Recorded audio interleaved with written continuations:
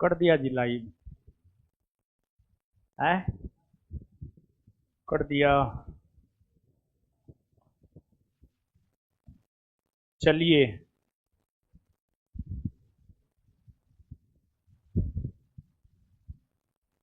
आइए करते हैं। जहां तक हो गया है वहां से आगे के क्वेश्चन का डिस्कशन करते हैं। ठीक है, आ जाइए। क्वेश्चन पे आ जाते हैं हम लोग। देखिए आपको जो है आ,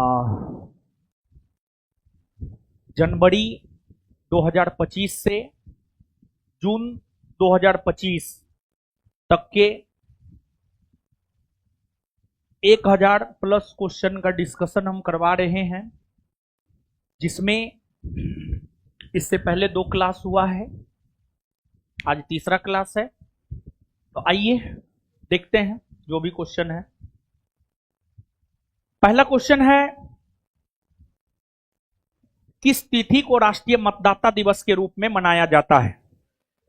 तो आप सब लोग को बताया गया है कि जो राष्ट्रीय मतदाता दिवस है 25 जनवरी को राष्ट्रीय मतदाता दिवस के रूप में मनाया जाता है। और 25 जनवरी को राष्ट्रीय मतदाता दिवस के रूप में इसलिए मनाया जाता है क्योंकि 25 जनवरी को 1950 ईस्वी में इलेक्शन कमीशन ऑफ इंडिया का गठन हुआ था। इसी वजह से हम लोगों ने 2025 में 25 जनवरी को जो राष्ट्रीय मतदाता दिवस के रूप में मनाए हैं, 2025 में जो 25 जनवरी को राष्ट्रीय मतदाता दिवस के रूप में मनाए हैं, उसका जो थीम है बाबू, उसका थीम क्या है? Nothing like voting, I vote for sure, यानी मतदान से अच्छा कुछ भी नहीं है। मतदान से अच्छा कुछ भी नहीं है। हम अपना मतदान करके जो है अपने लोकतंत्र को सुरक्षित कर रहे हैं एक प्रकार से। इसका भावार्थ यही है। और सच में भारत जो कि एक लोकतांत्रिक देश है, और भारत जैसे लोकतांत्रिक देश में या किसी भी लोकतांत्रिक देश में जो है मतदान से बढ़कर कुछ भी नहीं होता है। जैसे आज अभी आपके लिए अगर देखा जाए, पढ़ाई से बढ़कर कुछ भी नहीं होना चाहिए, लेकिन सच ये है सबके नीचे पढ़ाई है, उसके ऊपर सब कुछ है, और सबसे ऊपर है मोबाइल चलाना, और सबसे अंतिम में पढ़ाई है। हाल ही में जारी ग्लोबल फायर पावर इंडेक्स 2025 में भारत किस स्थान पर रहा है? ग्लोबल फायर पावर इंडेक्स 2025 में भारत चौथा स्थान पर रहा है। चौथा स्थान पर रहा है। पहला स्थान पर अगर देखा जाए तो यूएसए रहा है, दूसरा स्थान पर अगर देखा जाए तो रसिया रहा है, और तीसरा स्थान पर अगर देखा जाए तो चाइना रहा है। और चौथा स्थान पर जो है, तीसरा स्थान पर चाइना और चौथा स्थान पर देखा जाए तो अपना देश भारत रहा है। नेक्स्ट, 76वें गणतंत्र दिवस के अवसर पर किस देश के राष्ट्रपति प्रोबोवो सुबियांतो मुख्य अतिथि के रूप में मौजूद थे? इंडोनेशिया। हाल ही में किन्हें पद्म विभूषण पुरस्कार से सम्मानित किया गया है? देखिए बाबू ध्यान दीजिएगा, पद्म विभूषण पुरस्कार आप सब लोग जानते हैं भारत का जो सर्वोच्च पुरस्कार है, भारत का सर्वोच्च नागरिक पुरस्कार। भारत का सर्वोच्च नागरिक पुरस्कार अगर देखा जाए तो भारत का सर्वोच्च नागरिक पुरस्कार है भारत रत्न पुरस्कार। भारत रत्न पुरस्कार जिसकी शुरुआत वर्ष 1954 ईस्वी से हुई है।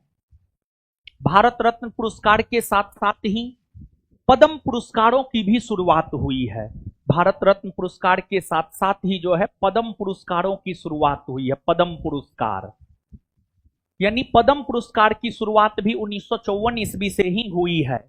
अगर पद्म पुरस्कार की हम बात करें तो पद्म पुरस्कार के अंतर्गत पद्म विभूषण आता है, पद्म भूषण आता है और पद्म श्री आता है, पद्म श्री आता है।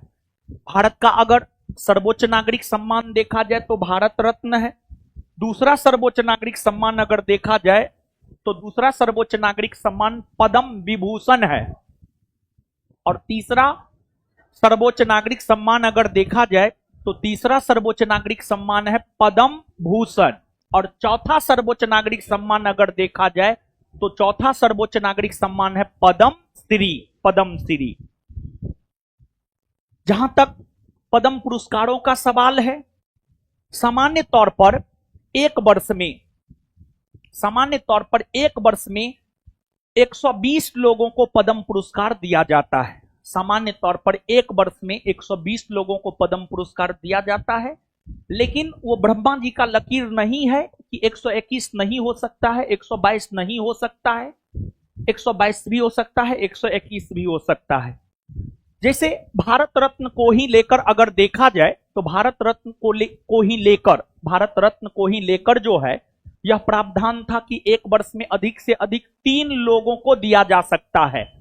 लेकिन जो सबसे लेटेस्ट भारत रत्न दिया गया है, सबसे लेटेस्ट भारत रत्न जो है 5 लोगों को दिया गया है, 5। जिन 5 लोगों को सबसे लेटेस्ट भारत रत्न दिया गया है उसमें नाम आता है चौधरी चरण सिंह का, उसमें नाम आता है पीवी नरसिम्हा राव का, उसमें नाम आता है कर्पूरी ठाकुर का, उसमें नाम आता है लालकृष्ण आडवाणी का, और उसमें नाम आता है एमएस स्वामीनाथन का। इसमें एमएस स्वामीनाथन कृषि से रिलेटेड थे और भारत में हरित क्रांति कौन लाया? भारत में हरित क्रांति का जनक एमएस स्वामीनाथन को माना जाता है। और वही विश्व में हरित क्रांति का जनक नॉर्मन बोरलॉग।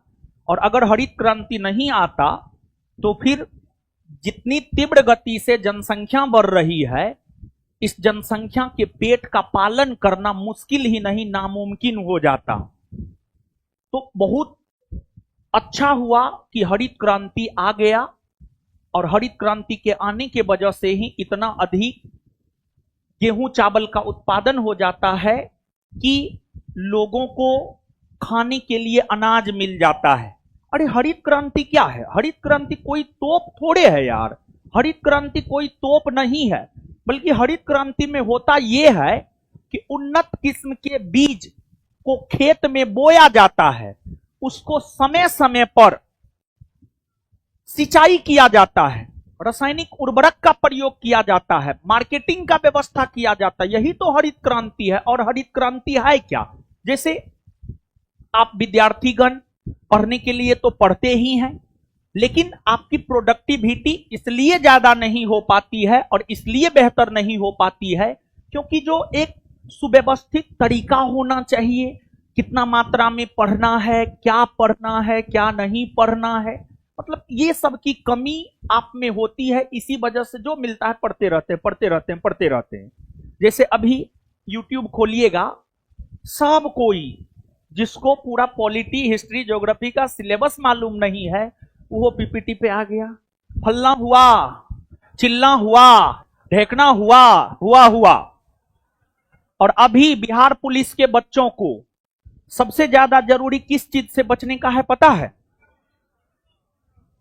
अभी बिहार पुलिस बच्चों को सबसे ज्यादा जरूरी है फालतू कंटेंट से बचने का।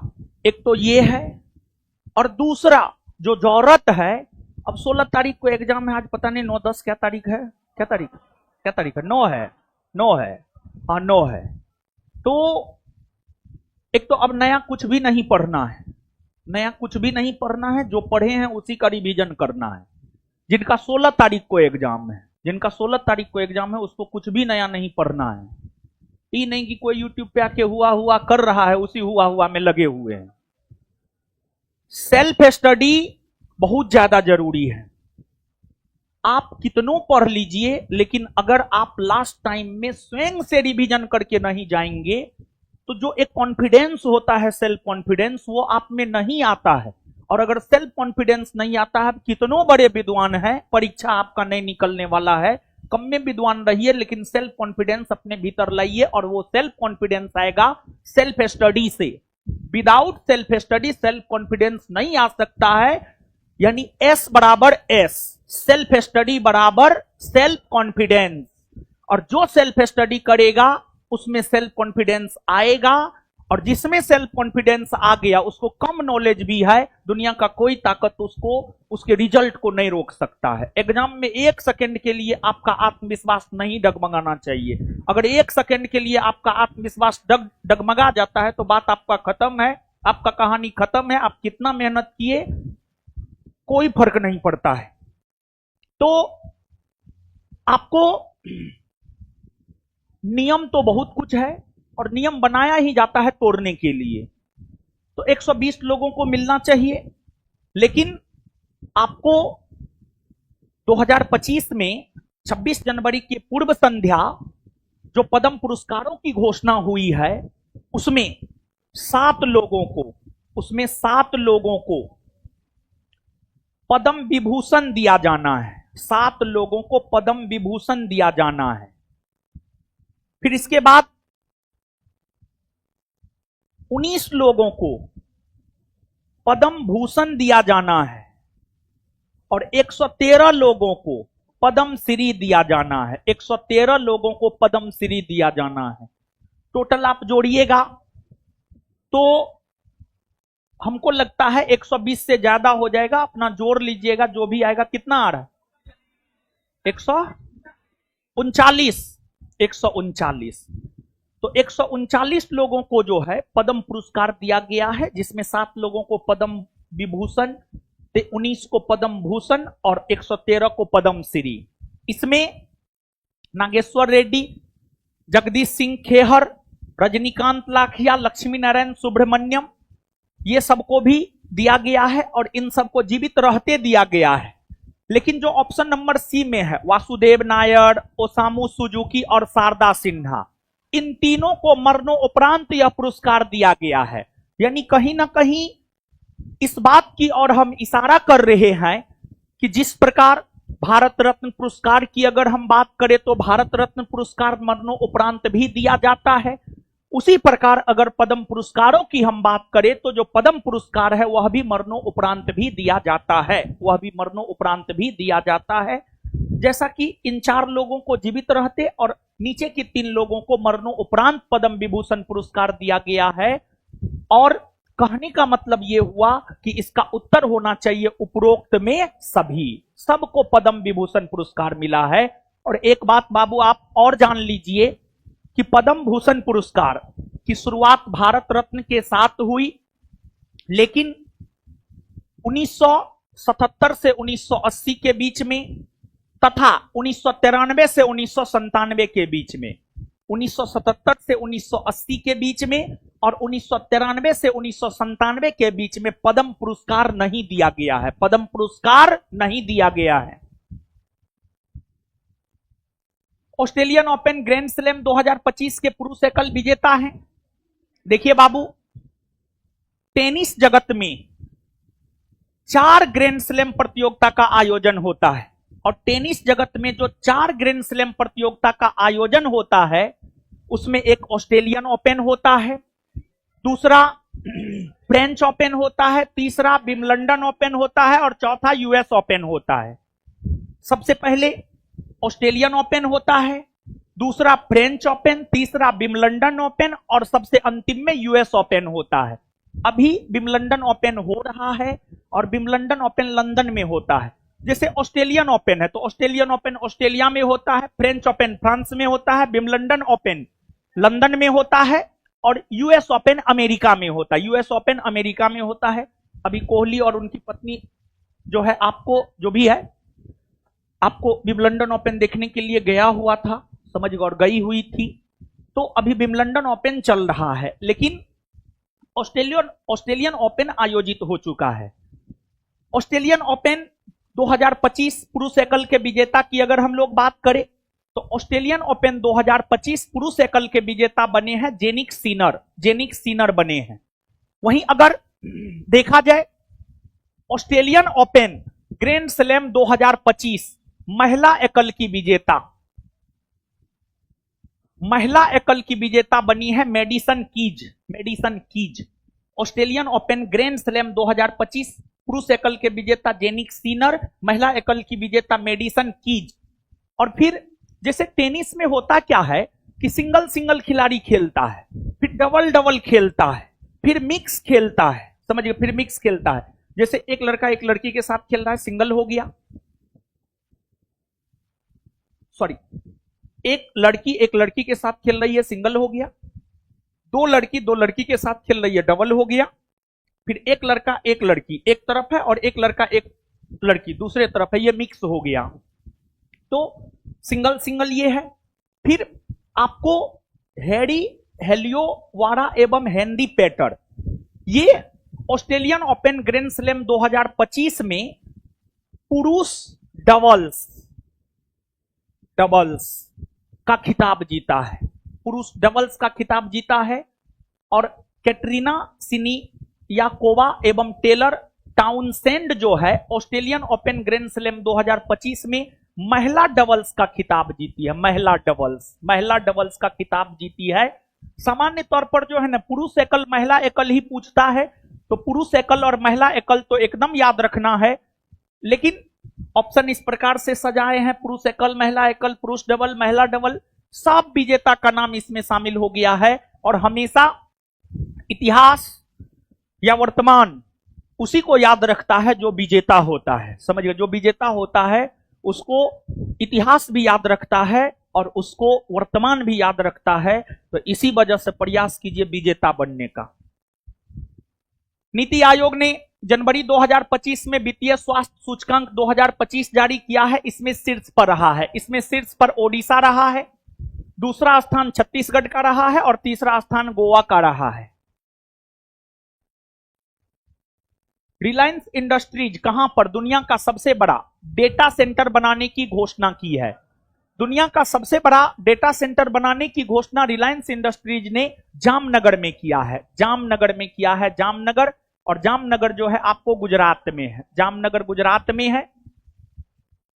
और ये जो दुनिया का सबसे बड़ा डेटा सेंटर जामनगर में बनाया जा रहा है, इसका उद्देश्य क्या है बाबू पता है?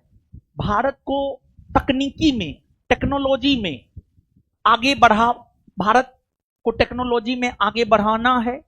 और एआई आ गया है, उसमें भी लोगों को, भारतीयों को प्रशिक्षित करना है। ये सब के उद्देश्य से ही जो है आपको खोला गया है। और जामनगर का जहां तक सवाल है, तेल रिफाइनरी के लिए याद किया जाता है जामनगर तेल रिफाइनरी गुजरात में है, कोयली तेल रिफाइनरी गुजरात में है। ये सब आपसे पूछा जाता है, लुनेज तेल रिफाइनरी गुजरात में है, समझ गए? तो ये सब बात आप याद रखिएगा। भारत अपनी पहली मानव संचालित पनडुब्बी लॉन्च करेगा। इसे कितनी गहराई तक ले जाने का लक्ष्य रखा गया है?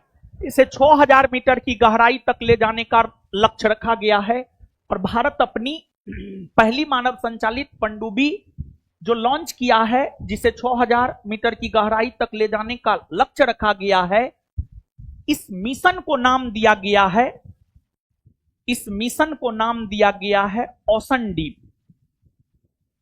ओशनडीप नाम दिया गया है। और इसका लक्ष्य क्या है जानते हैं बाबू? इसका लक्ष्य है पानी में यानी जल में खनिज संसाधन को ढूंढना,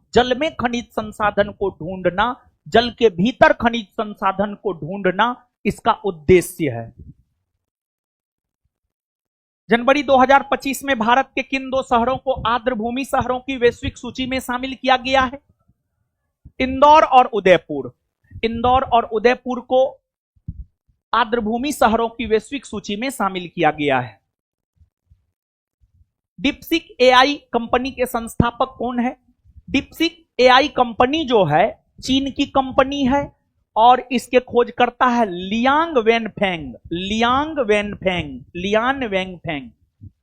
इसरो ने अपना 100वां मिशन सफलतापूर्वक लॉन्च किया है। इस रॉकेट का नाम क्या है? इंडियन स्पेस रिसर्च ऑर्गेनाइजेशन ने जो अपना 100वां मिशन सफलतापूर्वक लॉन्च किया है, इसका नाम है GSLV F-15। GSLV F-15 और GSLV F-15 को इसरो ने सतीश धवन अंतरिक्ष केंद्र से प्रक्षेपित किया है। सतीश धवन अंतरिक्ष केंद्र, सतीश धवन अंतरिक्ष केंद्र से, सतीश धवन अंतरिक्ष केंद्र से। और सतीश धवन अंतरिक्ष केंद्र की अगर हम बात करें तो ये श्रीहरिकोटा द्वीप पर है। ये श्रीहरिकोटा द्वीप पर है। और श्रीहरिकोटा द्वीप की अगर हम बात करें तो जो श्रीहरिकोटा द्वीप है, यह जो है बाबू आपको आंध्र प्रदेश में है। यह जो है बाबू आपको आंध्र प्रदेश में है। और जो श्रीहरिकोटा द्वीप है जो कि आंध्र प्रदेश में है, यह द्वीप पुलिकट झील को बंगाल की खाड़ी से अलग करता है। पुलिकट झील की अगर आप बात करेंगे तो पुलिकट झील एक ऐसा झील है जिसका विस्तार 2 राज्य में है, आंध्र प्रदेश और तमिलनाडु दोनों में है। पुलिकट झील को बंगाल की खाड़ी से अलग यही श्रीहरिकोटा द्वीप करता है। श्रीहरिकोटा द्वीप करता है। भारत ने उड़ीसा में आयोजित 18वें प्रवासी भारतीय दिवस सम्मेलन में किन्हें प्रवासी भारतीय सम्मान से सम्मानित किया है? क्रिस्टीन कार्ला कंगालू। क्रिस्टीन कार्ला कंगालू। 76वें गणतंत्र दिवस ने कर्तव्य पथ पर प्रदर्शित किस राज्य के झांकी को प्रथम स्थान मिला है? उत्तर प्रदेश। जनवरी 2025 में किस राज्य में 5 दिवसीय सांभर महोत्सव का आयोजन किया गया है? देखिए, ये कंसेप्ट के आधार पर भी आप बना सकते हैं। एक सांभर झील है और सांभर झील जो है नमकीन पानी का झील है, तो सांभर झील का संबंध कहीं ना कहीं राजस्थान से है। तो जो सांभर महोत्सव है, सांभर महोत्सव जो है आपको राजस्थान में ही मनाया गया है, राजस्थान। और जैसे सांभर झील के बारे में आपने जाना है, तो उसी प्रकार से जो वांछित सबने लगाया है क्या है? इसके बाद जैसे कुछ झील के बारे में हम आपसे पूछ रहे हैं, आप फटाफट जवाब दीजिए।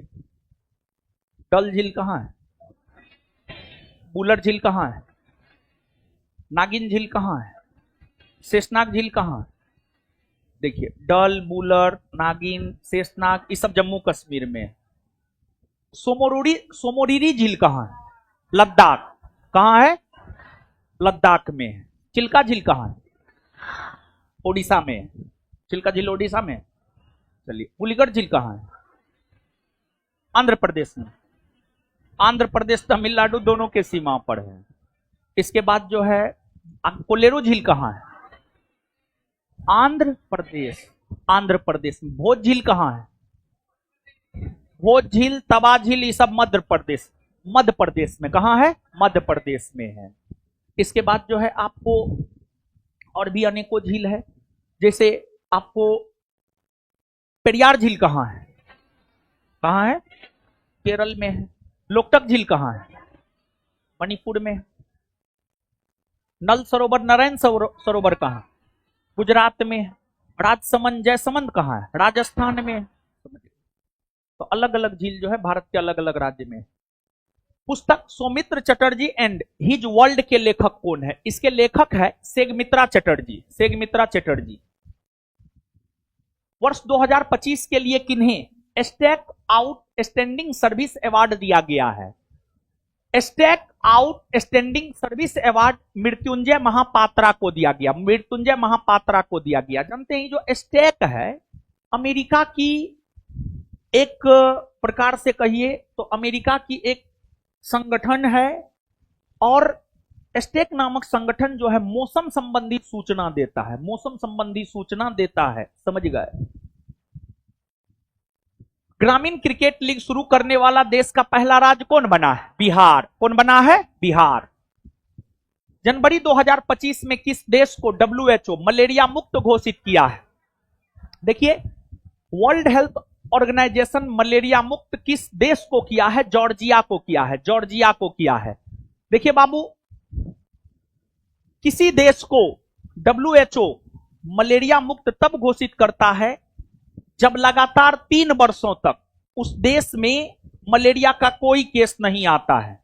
तब जो है आपको WHO उस देश को मलेरिया मुक्त घोषित कर देता है और जॉर्जिया विश्व का 45वां देश बना जिसे मलेरिया मुक्त घोषित किया गया है। और जहां तक भारत का सवाल है, भारत ने लक्ष्य बनाया है 2030, 2027, 2030, 2030 आगे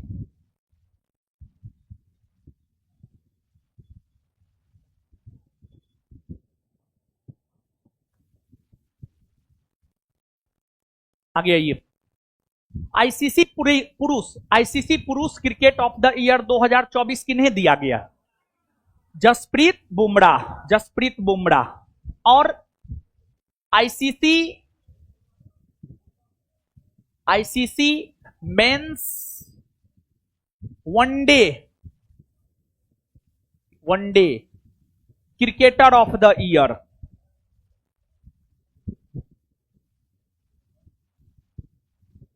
ICC men's one day cricketer of the year का पुरस्कार जो है अजमतुल्लाह उमरजान को दिया गया है। अफगानिस्तान का क्रिकेटर है ये। ICC men's one day cricketer of the year 2024 का पुरस्कार जो है अजमतुल्लाह उमरजान को दिया गया है, जो कि अफगानिस्तान का क्रिकेटर है। आईसीसी महिला क्रिकेटर ऑफ द ईयर 2024 किसे दिया गया है? मेली केरी को दिया गया है। ये ऑस्ट्रेलिया की है। और आईसीसी महिला one day cricketer of the year का अवार्ड 2024 का अगर देखा जाए तो यह स्मृति मंधाना को दिया गया है, भारत की है। आईसीसी महिला one day cricketer of the year 2024 Smriti Mandhana. Bharat सरकार 2030 तक कुल कितने भौगोलिक संकेतक जीआई टैग हासिल करने का लक्ष्य रखा है? 10,000। और एक बात आप जानिए, भारत में सर्वप्रथम जिस वस्तु को जीआई टैग दिया गया था वह वस्तु था दार्जिलिंग चाय। जनवरी 2025 में 12 साल बाद नामदफा राष्ट्रीय उद्यान में हाथी देखा गया है। यह उद्यान किस राज्य में है? यह उद्यान अगर देखा जाए तो अरुणाचल प्रदेश में है। अब आप देखिएगा, भारत की बात करेंगे तो भारत में जो है सैकड़ों की संख्या में नेशनल पार्क है। जैसे एग्जाम्पल के तौर पर जो है कुछ नेशनल पार्क की चर्चा हम कर देते हैं जो कि महत्वपूर्ण है। जैसे कि एक है हेमिस नेशनल पार्क लद्दाख में है। फिर एक है Kishtwar national park, Dachigam national park. तो डाचीग्राम और किश्तवाड़ नेशनल पार्क जो है आपको जम्मू कश्मीर में है। फिर एक है ग्रेट हिमालयन नेशनल पार्क, ये हिमाचल प्रदेश में है। फिर है वैली ऑफ फ्लावर्स यानी राजाओं की घाटी, वैली ऑफ फ्लावर्स यानी फूलों की घाटी राष्ट्रीय उद्यान हो गया। जिम कार्बेट राष्ट्रीय उद्यान हो गया। नंदा देवी राष्ट्रीय उद्यान हो गया। ये सब राष्ट्रीय उद्यान उत्तराखंड में है। कहां है? उत्तराखंड में है। और भारत का जो पहला नेशनल पार्क है वह जिम कार्बेट नेशनल पार्क है, जो कि उत्तराखंड में है, जिसे हेली नेशनल पार्क के नाम से भी जाना जाता था। लेकिन इस नेशनल पार्क से होकर रामगंगा नदी गुजरती है, जो कि गंगा की सहायक नदी है। तो अब आज के डेट में जो जिम कार्बेट नेशनल पार्क या हेली नेशनल पार्क है उसे रामगंगा नेशनल पार्क के नाम से जाना जाता है। और रामगंगा तो गंगा की सहायक नदी है ही। रामगंगा के अलावे जो है गंगा की और भी कई सारी सहायक नदियां हैं। जैसे आपको गोमती, घाघरा, गंडक, कोसी, महानंदा, यमुना, सोन, ये सभी गंगा की सहायक नदी है। फिर सिंधु की सहायक नदी झेलम, चिनाब, रावी, ब्यास, सतलज। फिर ब्रह्मपुत्र की सहायक नदी की अगर आप बात करेंगे, मानस, कामेंग, दिहांग, दिबांग, धनसिरी, पगलादिया, ये सब जो है ब्रह्मपुत्र की सहायक नदी है। फिर गोदावरी की सहायक नदी की अगर आप बात करेंगे, पेनगंगा, वैनगंगा, इंद्रावती, ये सब गोदावरी की सहायक नदी है। समझ गए? तो आपको इसके अलावे कृष्णा, कृष्णा की सहायक नदी की अगर आप बात करेंगे, मूसी किसकी सहायक नदी? कृष्णा की। और उसके अलावा तुंगभद्रा किसकी सहायक नदी? कृष्णा की। हाँ ठीक है, घाट प्रभा, माल प्रभा, ये सब कृष्णा की सहायक नदी है। इसके बाद और संग, तबा, बंजर, शेर किसकी सहायक नदी है? नर्मदा की सहायक नदी है। और नर्मदा और सोन ऐसी नदी है जो कि डेल्टा नहीं बनाती है बल्कि एस्चुरी का निर्माण करती है। आगे इसके बाद दुधवा नेशनल पार्क उत्तराखंड में है, फिर वाल्मीकि बिहार में है, वाल्मीकि बिहार में है, कंचनजंगा सिक्किम में है, नामदफा अरुणाचल प्रदेश में है, काजीरंगा असम में है, किबुल लामजाओ, किबुल लामजाओ मणिपुर में है, मणिपुर में है। इसके अलावे अगर देखा जाए तो मानस भी असम में ही है, मानस भी असम में ही है। फिर इसके बाद जो है saddle peak national park Andaman Nicobar द्वीप समूह में है, महात्मा गांधी नेशनल पार्क अंडमान निकोबार द्वीप समूह में है, रानी लक्ष्मीबाई नेशनल पार्क अंडमान निकोबार द्वीप समूह में है, south button national park Andaman Nicobar द्वीप समूह में है। फिर आपको सरिस्का हो गया, रणथंभौर हो गया, ग्रेट डेजर्ट हो गया, ये सब जो है ये सब राष्ट्रीय उद्यान कहां है? राजस्थान में। फिर कचकारण हो गया, गिर हो गया, ये सब नेशनल पार्क जो है कहां है? गुजरात में। फिर सतपुड़ा हो गया, ये कहां है? मध्य प्रदेश में। पेंच हो गया, कान्हा हो गया, बांधवगढ़ हो गया, ये सब कहां है? मध्य प्रदेश में। कहां है? मध्य प्रदेश। संजय गांधी नेशनल पार्क महाराष्ट्र में है। फिर मोलेन नेशनल पार्क और महावीर नेशनल पार्क ये जो है आपको गोवा में है। और एगो है मुरलेन नेशनल पार्क या फबंगपाई नेशनल, फबंगपाई नीला पर्वत नेशनल पार्क, ये सब मिजोरम में है। कहां है? मिजोरम में।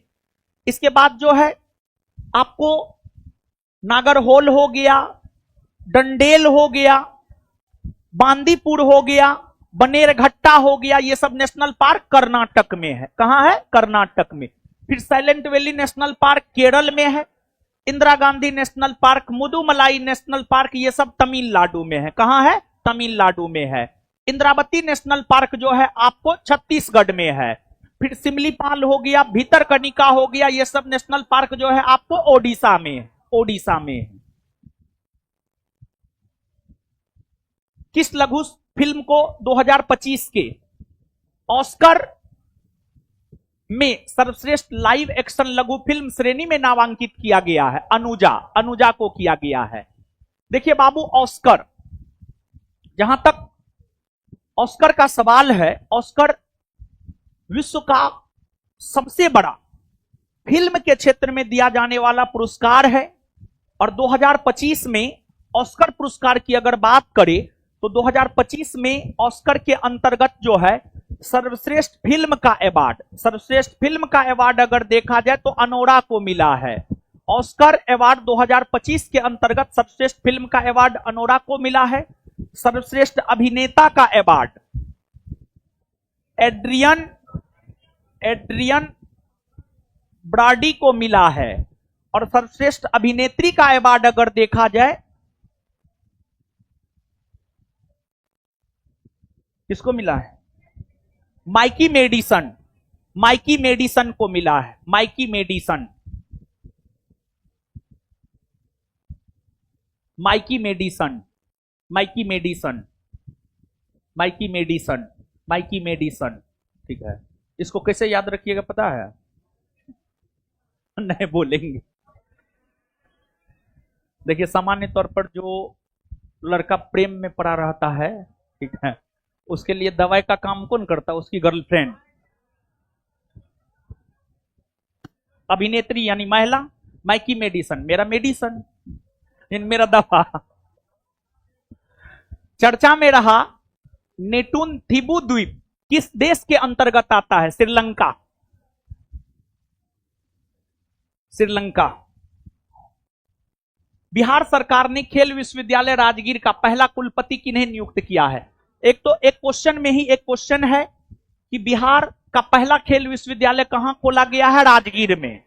और राजगीर में जो बिहार का पहला खेल विश्वविद्यालय खोला गया है उसका कुलपति बनाया गया शिशिर सिन्हा को। वर्ष 2025 में भारत का पहला यूनिकॉर्न कंपनी कौन बना है? जसपे। जसपे बना है। देखिए यूनिकॉर्न कंपनी किस कंपनी को कहा जाता है जानते हैं बाबू? वैसी निजी स्वामित्व वाली कंपनी, वैसी निजी स्वामित्व वाली कंपनी जिसका मूल्य 1 बिलियन से अधिक हो, 1 बिलियन से अधिक हो, 1 बिलियन से अधिक हो, निजी स्वामित्व वाली यानी प्राइवेट कंपनी, वैसी प्राइवेट कंपनी जिसका मार्केट वैल्यू जो है 1 बिलियन से अधिक हो, वही यूनिकॉर्न कंपनी कहलाती है। और 2025 में भारत का पहला यूनिकॉर्न कंपनी बनी है जसपे। 30-31 जनवरी 2025 के बीच कहां पर राष्ट्रीय सुशासन सम्मेलन का आयोजन किया गया है? राष्ट्रीय सुशासन सम्मेलन का आयोजन गांधीनगर में किया गया है।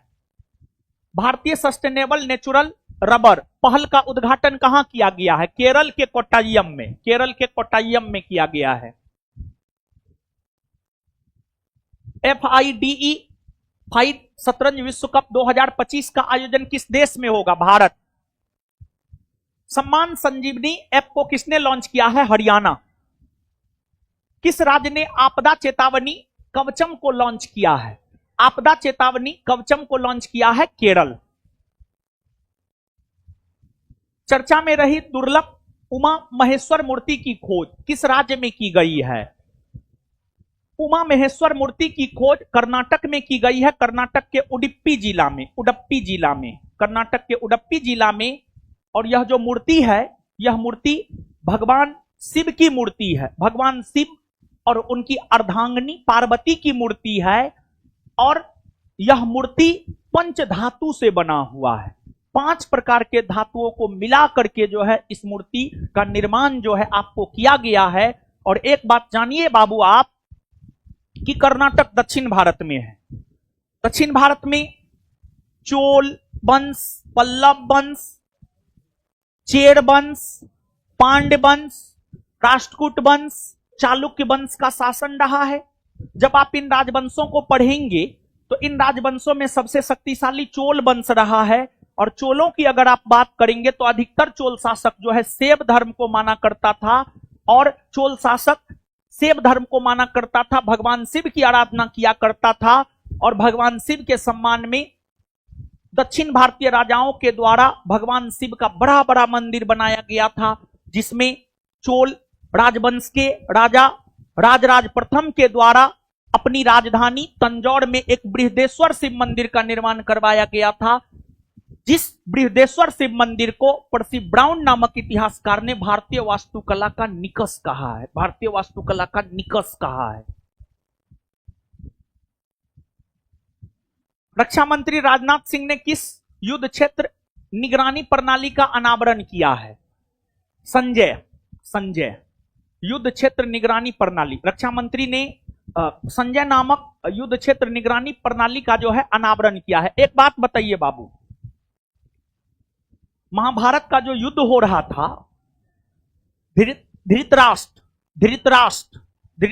तो अंधा था, तो धृतराष्ट्र को महाभारत के युद्ध में होने वाली घटनाओं से कौन अवगत करवाता?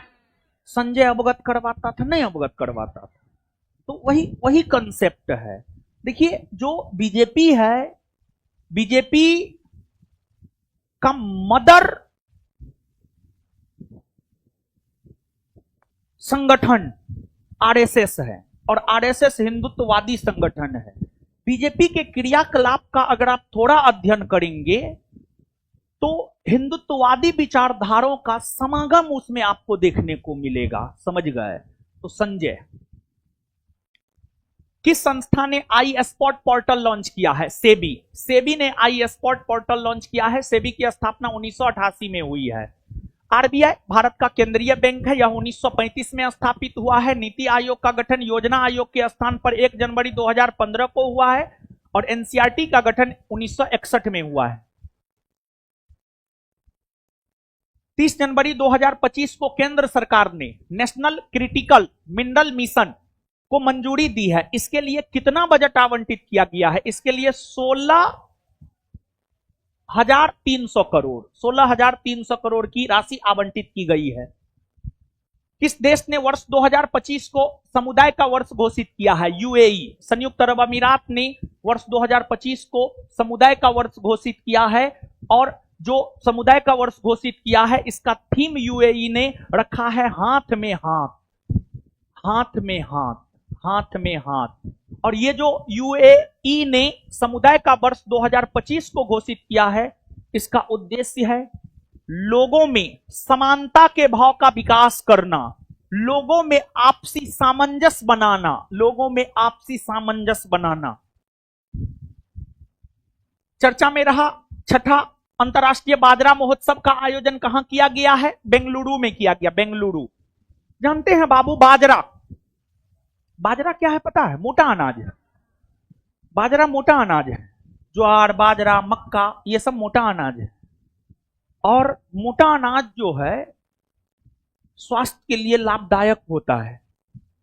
और भारत ने वर्ष 2018 को मोटे अनाज का वर्ष घोषित किया था। सुनिए, भारत ने 2018 को, और यूएनओ की सहयोगी संगठन खाद्य एवं कृषि संगठन ने 2023 को वैश्विक स्तर पर 2023 को बाजरा का वर्ष घोषित किया, मोटे अनाज का वर्ष घोषित किया था 2023 को। वैश्विक स्तर पर मोटे अनाज का वर्ष 2023, अब भारत 2018। समझ गए?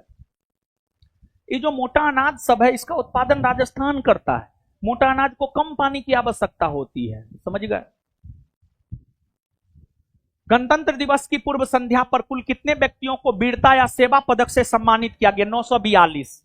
ये जो वीरता या सेवा पुरस्कार दिया जाता है ना, सैन्य बलों को दिया जाता है। सैन्य बलों को दिया जाता है ताकि वो प्रेरित रहे।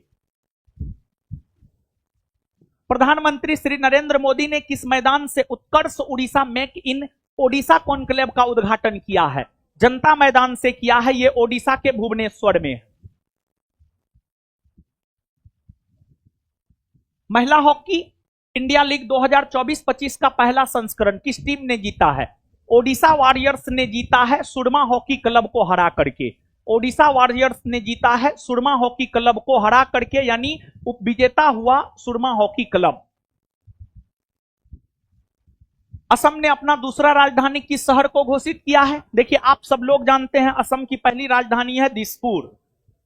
26 जनवरी के शुभ अवसर पर 26 जनवरी के शुभ अवसर पर अगर देखा जाए तो असम की राज्य सरकार ने यह घोषणा किया कि हम एक दूसरी राजधानी बनाएंगे और हम एक दूसरी राजधानी डिब्रूगढ़ को बनाएंगे और 2027 ईस्वी से डिब्रूगढ़ असम की दूसरी राजधानी बन जाएगी। 30 जनवरी को प्रत्येक वर्ष शहीद दिवस मनाया जाता है। इस दिन किनकी पुण्यतिथि रहती है? महात्मा गांधी की ही हत्या 30 जनवरी 1948 को हुई थी। मलेशिया में आयोजित 9वें जोहोर इंटरनेशनल ओपन शतरंज टूर्नामेंट का खिताब किसने जीता है? इंडियन पनीर सेल्वम। एलेक्जेंडर लुकानसे किस देश के 7वीं बार राष्ट्रपति बने हैं? बेलारूस के। Doctor KM. चेरियन का 25 जनवरी को निधन हो गया। उनका संबंध था हृदय रोग विशेषज्ञ थे वे। भारत ने किस देश से अपनी सीमा सुरक्षा बल के माध्यम से ऑपरेशन अलर्ट सर्द हवा शुरू किया है? देखिए, सुनिए, हुआ क्या था जानते हैं? बीएसएफ, एक तो बीएसएफ बॉर्डर सिक्योरिटी फोर्स, इसका गठन 1965 में हुआ है। 1965 में। जानते हैं आपको 1999 का जो कारगिल युद्ध हुआ था, 1999 का जो कारगिल युद्ध हुआ था, उसमें हुआ यह था कि ठंड पड़ने के वजह से भारतीय सैनिक जो है ऊंचाई से नीचे आ गए। तो पाकिस्तानी सेनाओं को पता चला, तो पाकिस्तानी सेना जो है भारतीय क्षेत्र को अपने अधीन कर लिया। और फिर जब आगे चल करके हुआ, ये गर्मी का मौसम आया, तो फिर बकरी चराने वाला सब, बकरी भेड़ चराने वाला सब जो है, जब पहाड़ पे गया तो देखा कि भारतीय भूभाग में भी पाकिस्तानी आ गया था। तो इसके बाद जो है भारतीय भूभाग से पाकिस्तानी सैनिकों को खदेड़ने के लिए ही जो है भारत की सेना और पाकिस्तान की सेना के बीच 1999 ईस्वी में कारगिल युद्ध हुआ था। और कारगिल युद्ध के समय प्रधानमंत्री अटल बिहारी वाजपेयी थे, वे कहे थे कि अगर हम सामान्य दिनों में पसीना बहाते तो आज हमें खून बहाने की जरूरत नहीं होती। मतलब यहां से हम आपको ये बात बोलना चाह रहे हैं, डेली पढ़िए, ये नहीं कि अभी परीक्षा न है तो एकदम मस्ती में घूम रहे हैं रोड पे, अब परीक्षा आएगा तो है बाप करेंगे। तो वैसा विद्यार्थी का रिजल्ट नहीं होता है। जरूरी नहीं है कि 16 घंटा पढ़ना, 18 घंटा पढ़ना है, 12 घंटा पढ़ना ना, 4 घंटा पढ़ना है, लेकिन डेली पढ़ना है, जरूरी ये है। समझ गए ना? तो बीएसएफ की स्थापना 1965 में हुई है। और पाकिस्तान तो आप जानबे करते हैं किस प्रकृति का देश है, और अभी पाकिस्तान अमेरिका का चाटुकार बन के बैठा हुआ है। समझ गए? तो पाकिस्तान से होने वाले घुसपैठी आतंकवादी घटनाओं पर अंकुश लगाने के लिए भारत ने पाकिस्तान से लगी अपनी सीमा पर सीमा सुरक्षा बल के माध्यम से ऑपरेशन अलर्ट सर्द हवा शुरू किया है, ताकि ठंड में भी जो है पाकिस्तान आतंकवादी गतिविधियों को भारत में ना बढ़ा सके। तो आंसर हो जाएगा पाकिस्तान। हाल ही में फिक्की फ्रेम्स के पहला ब्रांड एम्बेसडर कौन बनाए गए हैं? आयुष्मान खुराना। भारत के किस क्षेत्र में एशिया का सबसे पुराना पुस्तक बोई मेला शुरू किया गया है? कोलकाता में। माइकल मार्टिन किस देश के पुनः प्रधानमंत्री नियुक्त किए गए हैं? आयरलैंड। आयरलैंड की राजधानी कहां है? डबलिन। डबलिन। इसकी मुद्रा क्या है? यूरो। आयरलैंड से क्या लिया गया है भारत के संविधान में? राज्य के नीति निर्देशक तत्व लिया गया है। हाँ, डीपीएसटी। हाल ही में जारी ब्रांड फाइनेंस रिपोर्ट 2025 के अनुसार भारत का सबसे टॉप ब्रांड है। ब्रांड फाइनेंस रिपोर्ट 2025 के अनुसार भारत का सबसे टॉप ब्रांड है टाटा ग्रुप, और विश्व का सबसे टॉप ब्रांड है एप्पल। विश्व का सबसे टॉप ब्रांड एप्पल और भारत का सबसे top brand Tata group. Tata group.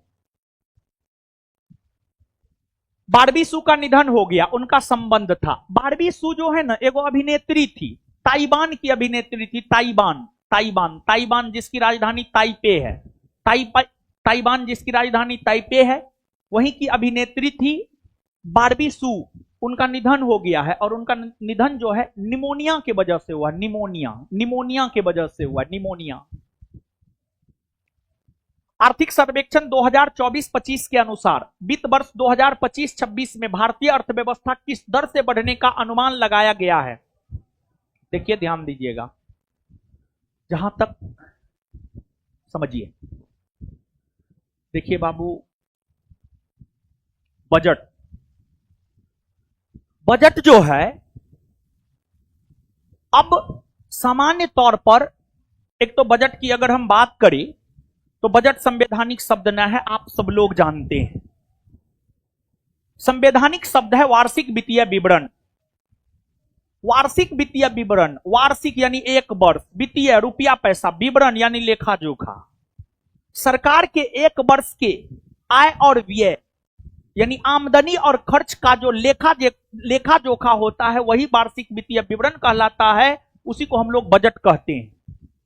केंद्र सरकार के वार्षिक वित्तीय विवरण अर्थात बजट की चर्चा अनुच्छेद 112 में है, और राज्य सरकार के वार्षिक वित्तीय विवरण अर्थात बजट की चर्चा अनुच्छेद 202 में है।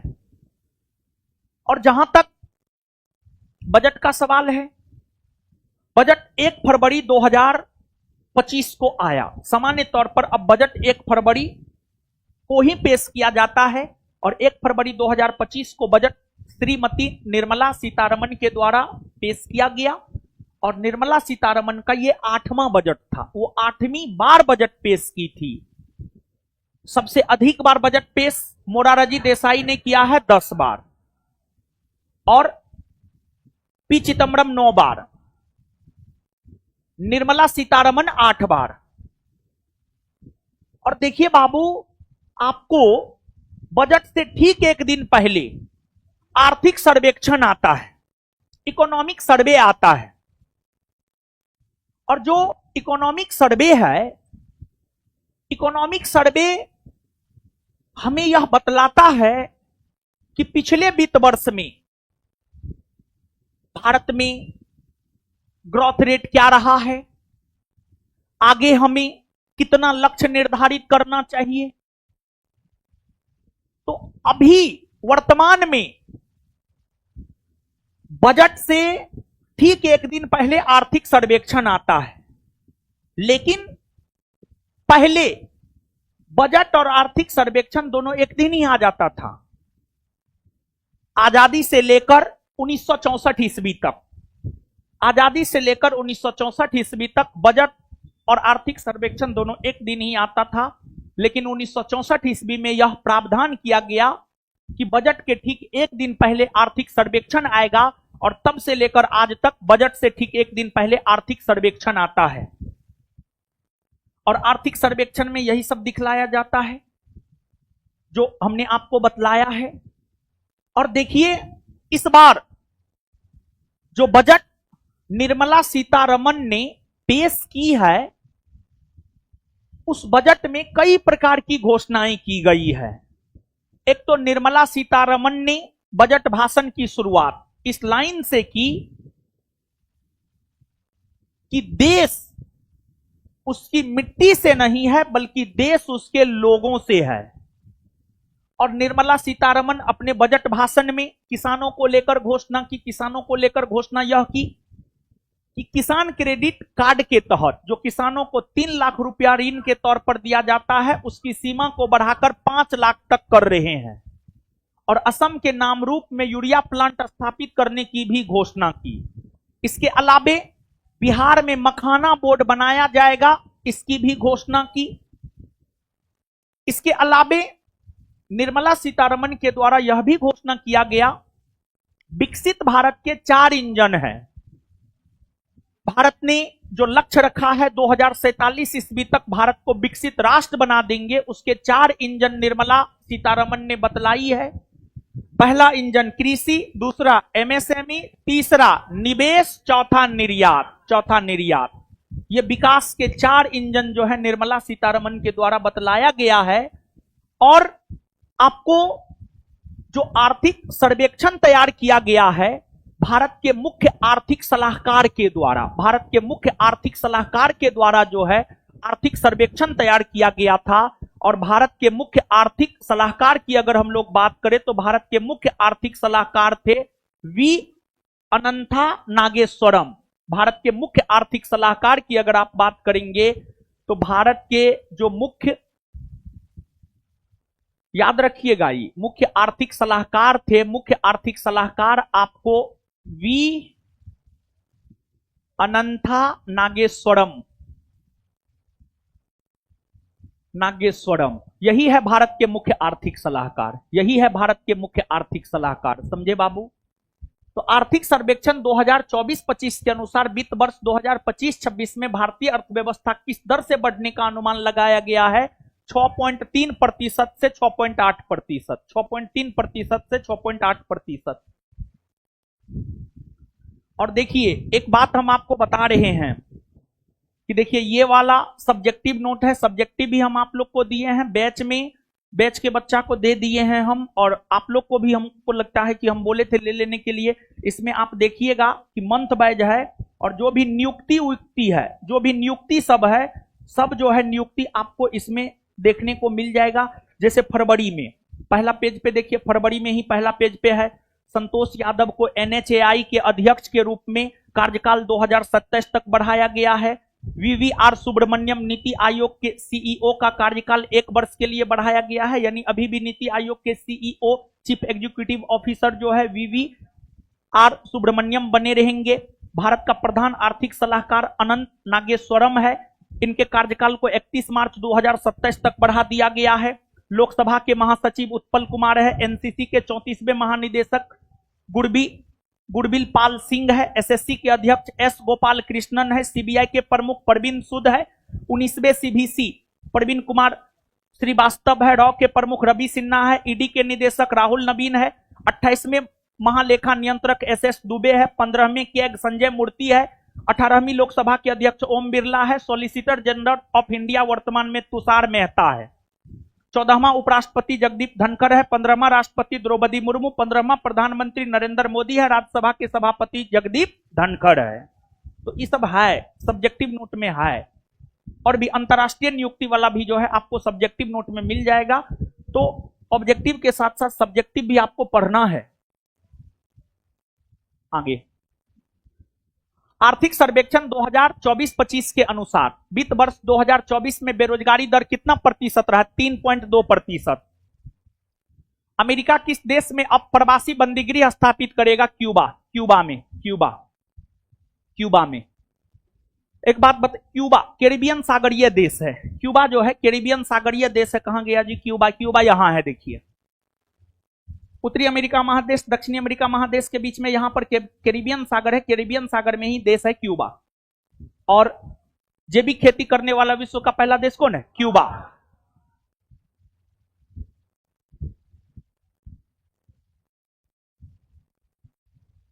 शास्त्रीय संगीत कार्यक्रम हरकंठ में भारत कहां शुरू किया गया है? शास्त्रीय संगीत कार्यक्रम हरकंठ में भारत ये शुरू किया गया है नई दिल्ली में। और इस कार्यक्रम की शुरुआत भारत सरकार के संस्कृति मंत्रालय ने किया है। भारत सरकार के संस्कृति मंत्रालय ने किया है। भारत सरकार के संस्कृति मंत्रालय ने किया है। और स्वाभाविक सी बात है, अगर आप भारत के नागरिक हैं तो आपके कंठ में, आपके मुंह में भारत तो होना ही चाहिए, क्योंकि इसी देश की मिट्टी में आप पले बढ़े हैं, उसी मिट्टी को उपजा करके आप खाते हैं, तो होना ही चाहिए। बहुत बढ़िया कार्यक्रम है। उच्च रक्तचाप से निपटने के लिए, यानी हाई ब्लड प्रेशर से निपटने के लिए किसने पोटेशियम युक्त नमक को एक विकल्प के रूप में सिफारिश किया है? यानी अगर कोई हाई ब्लड प्रेशर का पेशेंट है, उसको पोटेशियम युक्त नमक खाना चाहिए। और पोटेशियम युक्त नमक को जो है केसीएल से इंगित किया जाता है। वही साधारण नमक को NaCl से इंगित किया जाता है, NaCl से। तो WHO है, वर्ल्ड हेल्थ ऑर्गेनाइजेशन है। वर्ल्ड हेल्थ ऑर्गेनाइजेशन की अगर हम लोग बात करें तो वर्ल्ड हेल्थ ऑर्गेनाइजेशन ने ही उच्च रक्तचाप से निपटने के लिए पोटेशियम युक्त नमक को एक विकल्प के रूप में सिफारिश किया है। वित्त वर्ष 2025-26 के लिए जारी बजट का आकार कितना बड़ा है? 50,65,345 करोड़। बजट 2025-26 के अनुसार कहां पर मखाना बोर्ड का गठन किया जाना है? बिहार। मखाना समझते हैं जी? हाँ, ड्राई फ्रूट है एक प्रकार का। और पूरे विश्व में मखाना का सबसे ज्यादा उत्पादन बिहार ही करता है, और भारत में बिहार ही करता है।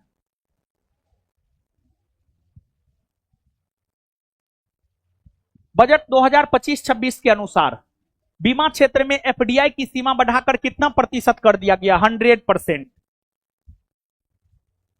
किस राज्य ने नियंत्रित भांग की खेती के लिए एक पायलट अध्ययन को मंजूरी दिया है? हिमाचल प्रदेश। महाकुंभ भगदड़ पर न्यायिक जांच आयोग का प्रमुख किन्हें नियुक्त किया गया है? आप सब लोग जानते हैं, महाकुंभ आयोजन के दौरान मौनी अमावस्या के दिन जो है भगदड़ मचा था, जिसमें अनेकों लोग मारे गए थे।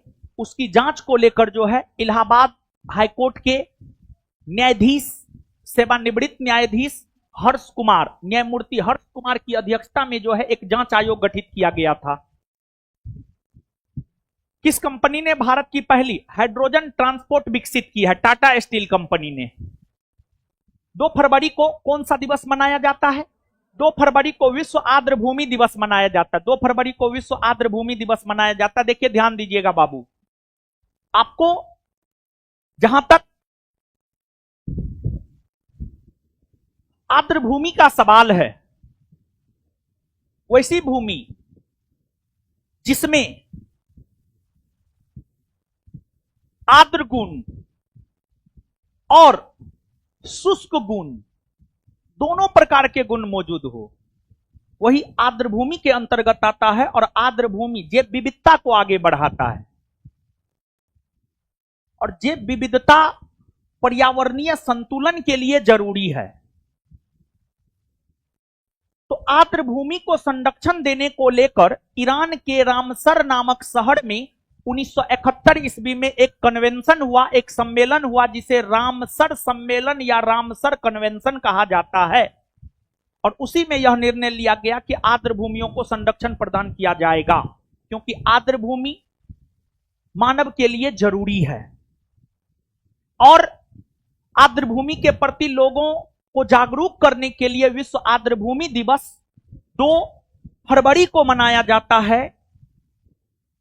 इसके अलावे अगर आप देखेंगे तो वर्तमान में रामसर साइट्स में भारत के टोटल 91 स्थल शामिल है। जून 2025 तक 91 स्थल रामसर साइट्स में शामिल है।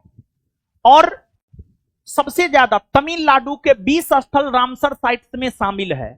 बिहार के भी 3 स्थल रामसर साइट्स में शामिल है। बेगूसराय का कांवरताल झील, जमुई का नागी पक्षी अभयारण्य और नकटी पक्षी अभयारण्य, ये तीनों बिहार के स्थल है जो रामसर साइट्स में शामिल है। तो इसके अलावे अगर देखा जाए तो जिस प्रकार हम लोग 2 फरवरी को विश्व आर्द्र भूमि दिवस के रूप में मनाते हैं, उसी प्रकार अगर देखा जाए तो 4 फरवरी को जो है विश्व कैंसर दिवस के रूप में मनाया जाता है। विश्व कैंसर दिवस 4 फरवरी को विश्व कैंसर दिवस के रूप में मनाया जाता है। और फिर इसके बाद अगर देखा जाए तो 4 फरवरी के बाद जो है आपको 12 फरवरी होगा। और 12 फरवरी की अगर आप बात करेंगे तो जो 12 फरवरी है, 12 फरवरी को राष्ट्रीय उत्पादकता दिवस के रूप में मनाया जाता है। 12 फरवरी है, 12 फरवरी की अगर हम बात करें तो 12 फरवरी को राष्ट्रीय उत्पादकता दिवस के रूप में मनाया जाता है। फिर इसके बाद 13 फरवरी की अगर हम बात करें तो विश्व रेडियो दिवस के रूप में मनाया जाता है। विश्व रेडियो दिवस के रूप में मनाया जाता है। और इसके अलावे जो है 21 फरवरी की अगर आप बात करेंगे तो जो 21 फरवरी है अंतर्राष्ट्रीय मातृभाषा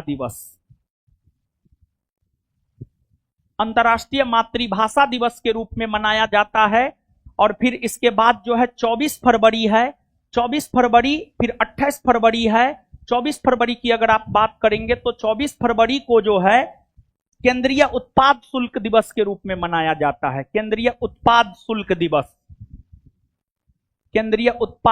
दिवस के रूप में मनाया जाता है। और जो 28 फरवरी है इसे राष्ट्रीय विज्ञान दिवस के रूप में मनाया जाता है। राष्ट्रीय विज्ञान दिवस के रूप में मनाया जाता है। और एगो दिवस फरवरी में छूट गया, 14 फरवरी,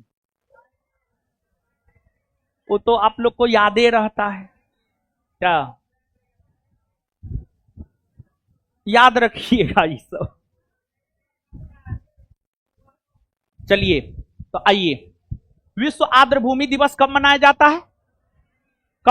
है? विश्व कैंसर दिवस, राष्ट्रीय उत्पादकता दिवस, विश्व रेडियो दिवस, अंतर्राष्ट्रीय मातृभाषा दिवस, केंद्रीय उत्पाद शुल्क दिवस,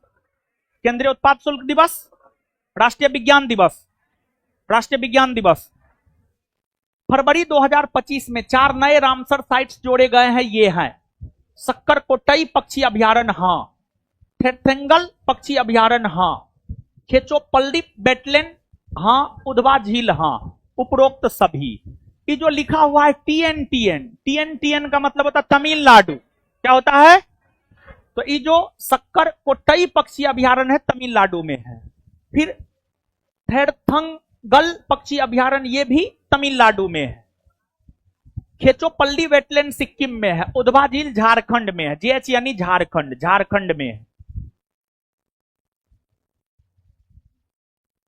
किन्हें? BCCI के CK Nayudu lifetime achievement पुरस्कार से सम्मानित किया जाएगा।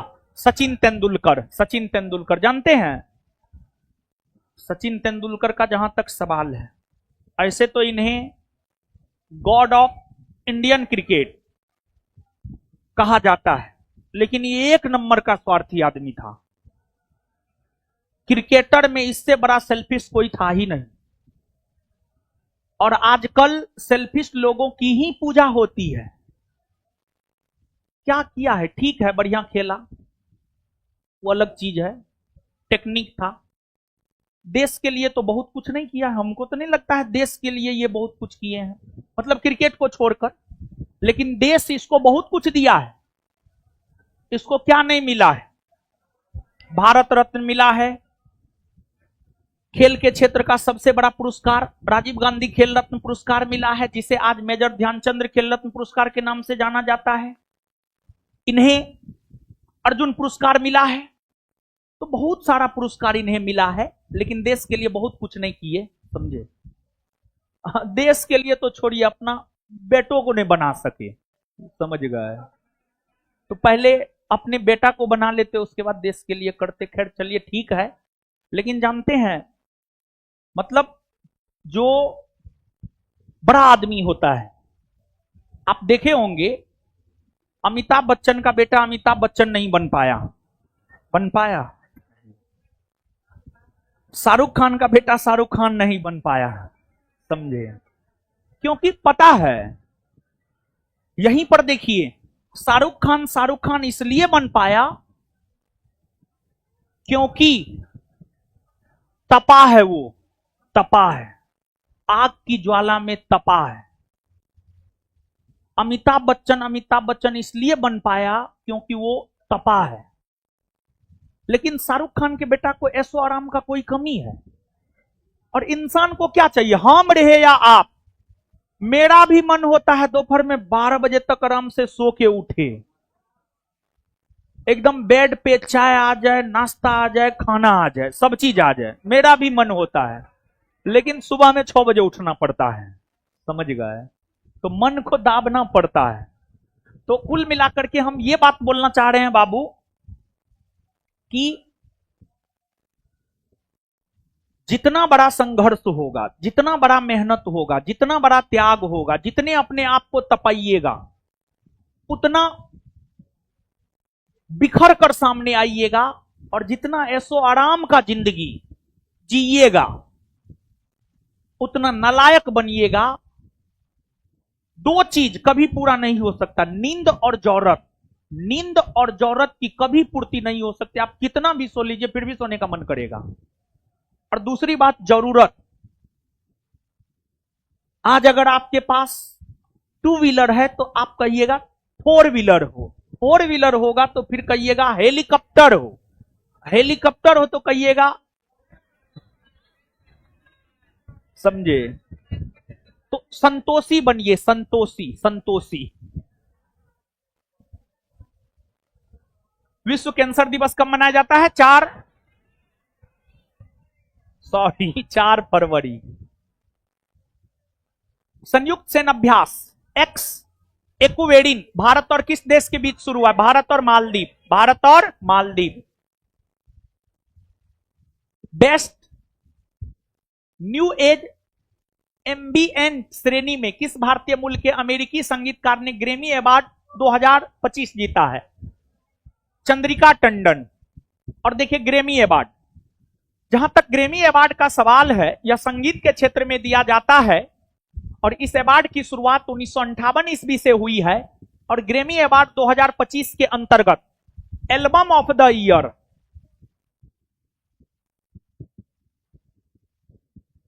ग्रैमी अवार्ड 2025 के अंतर्गत एल्बम ऑफ द ईयर का अवार्ड बियांसे को मिला है। फिर ग्रैमी अवार्ड 2025 के अंतर्गत जो है सॉन्ग ऑफ द ईयर का award, song of the year का अवार्ड अगर देखा जाए तो केंड्रिक लेमर को मिला है, केंड्रिक लेमर को मिला है। किस देश ने मिचिबिकी 6 उपग्रह को लॉन्च किया है? मिचिबिकी 6 उपग्रह को लॉन्च किया है जापान। जापान किया है, और जापान सबसे पूरब में है, सूर्योदय पूरब में होता है। जापान को सूर्योदय का देश भी कहा जाता है, जापान को ग्रेट ब्रिटेन भी कहा जाता है। इसकी राजधानी नगर कहां है? टोक्यो। थीम, शांति के लिए एकजुटता के साथ। कब से कब तक विश्व अंतर धार्मिक सद्भाव सप्ताह 2025 मनाया गया है? 1 फरवरी से 7 फरवरी के बीच में। भारत का पहला आर्टिफिशियल इंटेलिजेंस विश्वविद्यालय कहां स्थापित किया जाएगा? महाराष्ट्र में। महाराष्ट्र में। भारतीय नौसेना ने कहां ट्रोपेक्स 25 नामक समुद्री अभ्यास शुरू किया? हिंद महासागर में। अंतर्राष्ट्रीय वायु परिवहन संघ की रिपोर्ट के अनुसार घरेलू उड़ान भार रैंकिंग में भारत किस स्थान पर है? 1 नंबर पर है। 1 नंबर पर है। जनसंख्या सबसे ज्यादा है तो 1 नंबर पे क्यों नहीं रहेगा? दूसरा स्थान पर यूएसए है, तीसरा स्थान पर चीन है।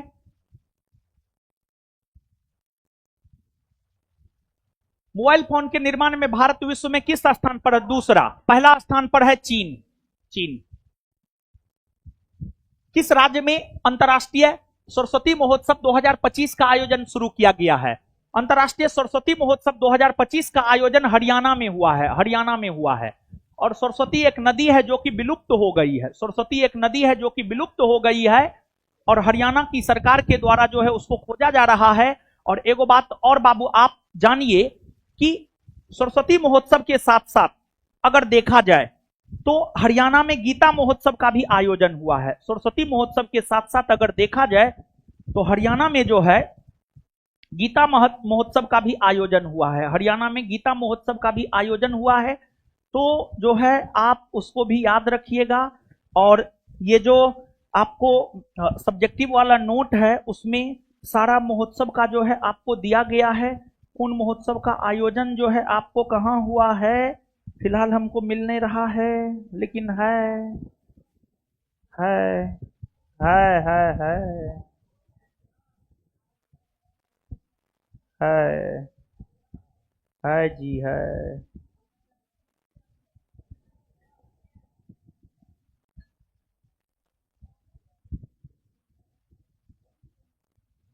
काहे नहीं मिल रहा है जी? है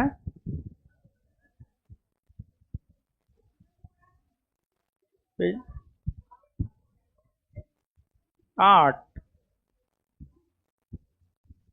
8 में कम है महोत्सव।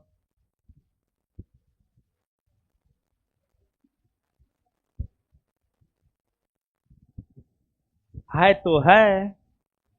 आइए क्वेश्चन पे आइए। नहीं मिला, नहीं मिला जी। कोई बात नहीं, नहीं मिला तो क्या होगा। है आइए। हाल ही में कहां पर पहला रायसीना मध्य पूर्व सम्मेलन 2025 का आयोजन किया गया है? पहला रायसीना मध्य पूर्व सम्मेलन 2025 का आयोजन संयुक्त अरब अमीरात में किया गया है। और इस सम्मेलन में भारत के तरफ से भाग लिए थे विदेश मंत्री एस जयशंकर। विदेश मंत्री एस जयशंकर ने भाग लिया था। गुजरात का पहला जैव विविधता विरासत स्थल किसे घोषित किया गया? गुनेरी को। गुनेरी। गुनेरी। डोगरी भाषा में किन्हें इक होर अस्वस्थमा के लिए साहित्य अकादमी पुरस्कार 2024 दिया गया? चमन अरोड़ा को। देखिए डोगरी भाषा, डोगरी भाषा का जहां तक सवाल है, यह भाषा जम्मू कश्मीर में बोला जाता है। जम्मू कश्मीर में बोला जाता है। डोगरी भाषा को 92वां संविधान संशोधन 2003 के तहत राजभाषा का दर्जा दिया गया था। डोगरी के साथ साथ जो है मैथिली, बोडो, संथाली को भी राजभाषा का दर्जा दिया गया था 92वां संविधान संशोधन 2003 के तहत, जिससे राजभाषाओं की संख्या बढ़कर कितनी हो गई? 22। कितनी हो गई? 22 हो गई। और वर्तमान में राजभाषा कितनी है? 22। 21वां संविधान संशोधन 1967 के तहत सिंधी को राजभाषा का दर्जा दिया गया। 71वां संविधान संशोधन 1992 के तहत नेपाली, मणिपुरी, कोंकणी को राजभाषा का दर्जा दिया गया। और 92वां संविधान संशोधन 2003 के तहत मैथिली, डोगरी, बोडो और संथाली को राजभाषा का दर्जा दिया गया। किस राज्य ने गैरकानूनी धर्म परिवर्तन प्रतिषेध विधेयक 2025 पेश किया है? गैरकानूनी धर्म परिवर्तन प्रतिषेध विधेयक 2025 राजस्थान ने पेश किया है। और अगर ऐसा करता हुआ कोई व्यक्ति पकड़ाता है तो 10 साल की सजा और 50,000 रुपया जुर्माना लगेगा। किस राज्य की अंतिम नक्सली महिला लक्ष्मी ने आत्मसमर्पण किया है? कर्नाटक। किस राज्य में स्थित चिनार के पेड़ों को जीआई टैग दिया गया है? जम्मू कश्मीर। कहां भारत का 10वां विज्ञान फिल्म महोत्सव का आयोजन किया गया है? कहां हुआ है? गोवा में हुआ है, गोवा में हुआ है। और जो भारत का 10वां विज्ञान फिल्म महोत्सव है, इसका आयोजन गोवा में हुआ है और इसका थीम है हरित क्रांति। इसका थीम है हरित क्रांति, हरित क्रांति। और हरित क्रांति की अगर आप बात करेंगे तो हरित क्रांति का संबंध खाद्यान्न उत्पादन से है। जिस प्रकार हरित क्रांति का संबंध खाद्यान्न उत्पादन से है, उसी प्रकार श्वेत क्रांति का संबंध दुग्ध उत्पादन से है, दूध उत्पादन से है। नीली क्रांति का संबंध मत्स्य उत्पादन से है। इसके अलावे जो अन्य क्रांति है, जैसे पीली क्रांति का संबंध है तिलहन उत्पादन से, भूरी क्रांति का संबंध उर्वरक उत्पादन से, काली क्रांति का संबंध पेट्रोलियम पदार्थों के उत्पादन से, रजत क्रांति का संबंध अंडा उत्पादन से है, मुख क्रांति का संबंध मोटे अनाज उत्पादन से है, प्रामाणिक क्रांति का संबंध भिंडी उत्पादन से है, गोल क्रांति का संबंध आलू उत्पादन से है, लाल क्रांति का संबंध टमाटर और मांस उत्पादन से है। फिर इसके अलावे आपको हरित सोना क्रांति है, इसका संबंध बांस उत्पादन से है, बांस उत्पादन से है। क्रांति से जो है प्रश्न आता है, याद रखिएगा। किस महिला अंतरिक्ष यात्री ने सबसे अधिक समय तक स्पेस वॉक करने का नया विश्व रिकॉर्ड बनाया है? सुनीता विलियम्स।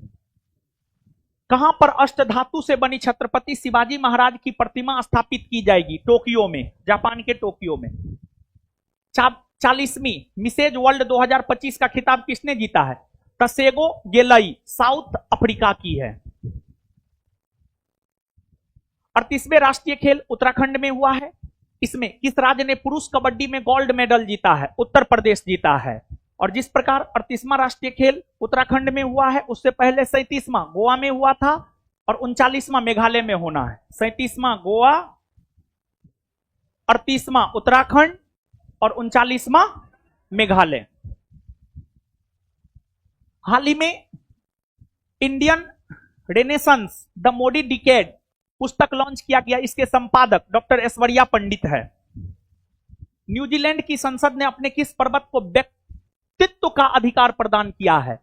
माउंट तारानकी को। माउंट तारानकी को सुनिए, माउंट तारानकी एक पर्वत है, लेकिन उसे व्यक्तित्व यानी मानव का दर्जा दिया गया है। और मानव का दर्जा देते हुए यह कहा गया है कि एक मानव के साथ जो व्यवहार होता है, वो व्यवहार इस पर्वत के साथ होना चाहिए। जिस प्रकार उत्तराखंड हाईकोर्ट ने गंगा और यमुना नदी को मानव का दर्जा दिया, गंगा और यमुना दोनों को मानव का दर्जा दिया गया उत्तराखंड हाईकोर्ट के द्वारा, तो उसके साथ जैसे मानव एक दूसरे के साथ गलत व्यवहार नहीं करता है, नहीं करना चाहिए, वही व्यवहार गंगा और यमुना नदी के साथ होना चाहिए। लेकिन लोग अपना सब पाप जाकर के गंगे नदी में डुबा देता है। ठीक है, सब पाप कर लेता है, जाके डुबकी मार लेता है, समझिएगा, और उसको लगता है कि पाप धुल गया। ऐसे में पाप धुलता तब तो हो गया।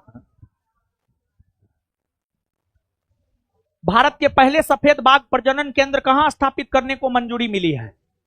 भारत के पहले सफेद बाघ प्रजनन केंद्र मध्य प्रदेश के रीवा में स्थापित करने को मंजूरी मिली है। और भारत की अगर बात करें तो भारत में सबसे ज्यादा बाघ कहां है? मध्य प्रदेश में, जिस वजह से मध्य प्रदेश को टाइगर स्टेट भी कहा जाता है। और टाइगर यानी बाघ भारत का राष्ट्रीय पशु न है। भारत का राष्ट्रीय पशु क्या है? बाघ है। बाघ का वैज्ञानिक नाम पैंथेरा टाइग्रिस, पैंथेरा। अच्छा, बाघ को संरक्षण देने के लिए क्या शुरू किया गया? Project tiger. Project tiger, project tiger की शुरुआत कब से हुई है? 1973। 1973। हाँ। भारत का पहला कैंसर जीनोम एटलस किसने जारी किया है? आईआईटी मद्रास ने। फरवरी 2025 में किस राज्य ने सम्मानजनक मृत्यु का अधिकार लागू करने वाला पहला राज्य बना है? कर्नाटक है। सुनिए, देखिए, अनुच्छेद 19। अनुच्छेद 19 में क्या है जानते हैं? बोलने का अधिकार है और चुप रहने का भी अधिकार है। अनुच्छेद 19 आपको बोलने का भी अधिकार देता है, चुप रहने का भी अधिकार देता है। अनुच्छेद 19 के तहत बोलना भी आपका मौलिक अधिकार है और चुप रहना भी आपका मौलिक अधिकार है। लेकिन उसी प्रकार अनुच्छेद 21, जीना आपका मौलिक अधिकार है, लेकिन मरना आपका मौलिक अधिकार नहीं है। लेकिन हां, अगर मान लिया जाए कि आप बहुत खतरनाक रोग से ग्रसित हैं, सिर्फ जो है हुक हुक कर रहे हैं, मतलब आप अपने से कुछ भी नहीं कर पा रहे हैं, मतलब ना अपने से आप उठ पा रहे हैं, खा पा रहे हैं, चल पा रहे हैं, तो उस स्थिति में हमको लगता है कि लोग बोझ हो जाता है, और हमको ऐसा लगता है कि उस स्थिति में लोगों को मर जाना चाहिए, अपने से मर जाना चाहिए। किसी के ऊपर यार बोझ हम क्यों बने? ठीक है, तो सुप्रीम कोर्ट और हाई कोर्ट ने भी अपने निर्णय में यह कहा है कि अगर वो वाली स्थिति हो तो एक सम्मानजनक मृत्यु आप अनुमति लेकर के, न्यायालय की अनुमति से आप ऐसा कर सकते हैं। तो कहने का मतलब यह है कि आत्महत्या करना कानूनन अपराध है। इसी वजह से आत्महत्या का प्रयास वैसा होना चाहिए जिसमें सीधे भगवान को प्यारे हो जाए। आत्महत्या का प्रयास आधा अधूरा नहीं होना चाहिए। अगर आधा अधूरा होता है तो उस कंडीशन में अगर पुलिस प्रशासन, पुलिस महकमा को खबर लगता है बच जाइएगा, तो फिर आप पर कार्रवाई होगा, कानूनी कार्रवाई होगा। तो इसी वजह से अगर कोई आत्महत्या का प्रयास करता बच जाता है तो प्रयास करता है कि पुलिस महकमा तक खबर ना पहुंचे। तो प्रयासों करना है ना, ऐसा प्रयास करना है कि सीधे चल जाए। लेकिन हां, मतलब ये वाली स्थिति में आप समझ रहे हैं ना, मतलब हुक हुक वाली स्थिति में तो सम्मानजनक मृत्यु का अधिकार देने वाला पहला राज्य कर्नाटक बना है। कौन बना है? कर्नाटक। दिल्ली में मतदाताओं का उत्साह बढ़ाने के लिए चुनाव आयोग ने किस अभियान को लॉन्च किया है? चंद्रयान से चुनाव तक अभियान को लॉन्च किया है। बेल्जियम के नए पीएम कौन बने हैं? वाल्ट डी वेबर बने हैं। इससे पहले अलेक्जेंडर डी क्रूक थे। जैसे पहले मनमोहन सिंह थे, बाद में मोदी जी बने, उसी प्रकार से पहले अलेक्जेंडर डी क्रूक थे, बाद में वाल्ट डी वेबर बने। हाल ही में किस देश ने WHO, वर्ल्ड हेल्थ ऑर्गेनाइजेशन से निकलने का फैसला लिया है? अमेरिका और अर्जेंटीना दोनों। अच्छा, एक बात बताइए बाबू, अर्जेंटीना की राजधानी कहां है? Buenos Aires. पंपास घास का मैदान कहां है? अर्जेंटीना में। अर्जेंटीना का हृदय स्थल किसे कहा जाता है? पंपास घास के मैदान को। प्रेयरी घास का मैदान कहां है? उत्तरी अमेरिका। कहां है? उत्तरी। वेल्ड घास का मैदान अफ्रीका। Downs Australia. और स्टेपी मध्य एशिया, यूरेशिया भी कह सकते हैं। 87वां टाटा स्टील शतरंज मास्टर्स 2025 का खिताब किसने जीता है? आर प्रज्ञानंद। वैश्विक जोखिम रिपोर्ट 2025 के अनुसार शीर्ष वैश्विक जोखिम किसे माना गया है? शीर्ष वैश्विक जोखिम झूठी और भ्रामक जानकारी को माना गया है। देखिए, झूठी और भ्रामक जानकारी कितना खतरनाक है कि वैश्विक जोखिम रिपोर्ट भी कहता है कि सबसे बड़ा जोखिम यही है। तो झूठ नहीं फैलाना चाहिए, भ्रम नहीं फैलाना चाहिए, समझ गए? लेकिन आजकल लोग झूठे फैलाता है, भ्रम में फैलाता है। भारतीय रेलवे ने निर्बाध यात्रा के लिए कौन सा ऐप लॉन्च किया? सोरेल सुपर ऐप लॉन्च किया है। वर्ल्ड पिकल बॉल लीग 2025 का खिताब किसने जीता है? बेंगलुरु जवान ने जीता है, पुणे यूनाइटेड को हराकर। किस राज्य सरकार ने मना चित्र नामक एक व्हाट्सएप गवर्नेंस पहल शुरू किया है? आंध्र प्रदेश ने। और आंध्र प्रदेश में कौन पार्टी की सरकार है? टीडीपी की सरकार है। मुख्यमंत्री कौन है? चंद्रबाबू नायडू, चंद्रबाबू नायडू। तीसरे लिंग के मतदाताओं को अन्य श्रेणी में मतदान करने में सक्षम बनाने वाले व्यक्ति नवीन चावला का निधन हो गया, उनका संबंध था, वे पूर्व मुख्य चुनाव आयुक्त रहे हैं, पूर्व मुख्य चुनाव आयुक्त रहे हैं। तीसरे लिंग यानी ट्रांसजेंडर, ट्रांसजेंडर, समझ गए? देखिए 72वीं बीपीएससी का बैच आ रहा है 18 जुलाई से, शाम में 3 से 5। यह बैच बीपीएससी सेंटर पर चलेगा। बीपीएससी का फाउंडेशन बैच है, बैठे रहिए। अभी कहां छुट्टी, कहां? आज 150, कल 200, अब परसों बचा हुआ सब। बीपीएससी का ये फाउंडेशन बैच है। अगर आपका कोई दोस्त भाई मित्र सगे संबंधी जीएफ बीएफ कोई भी है जो पढ़ना चाहता है, उसको आप भेज सकते हैं। प्री कम मेंस कम इंटरव्यू बैच है, यानी सब चीज का तैयारी करवाया जाएगा इसमें, कुछ भी करने का जरूरत नहीं है। आगे आइए।